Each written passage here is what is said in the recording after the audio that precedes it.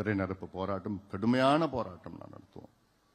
ஏன்னா ஏதோ முதலமைச்சர் ஸ்டாலின் அவர்கள் ஏதோ ஒன்று கணக்கு வச்சுக்கிட்டு சரி இன்னொரு 8 மாசம் ஏமாத்திடலாம், 4 வருஷம் ஏமாத்திட்டோம், இன்னொரு 8 மாசம் ஏமாத்திடலாம், அப்படியே போயிடலாம், கொண்டு போயிடலாம், அப்படி இப்படி இவங்க ஸ்டைலே அப்படிதான். ஆனாலும் நான் விட போறது கிடையாது. ஸ்டாலின் அவர்களே, நீங்க அனுபவிக்க போறீங்க இந்த தேர்தலில், அது மட்டும் எனக்கு தெரியுது. ஒழுங்கா கொடுத்துடுங்க. இப்ப கூட லேட் ஆகல.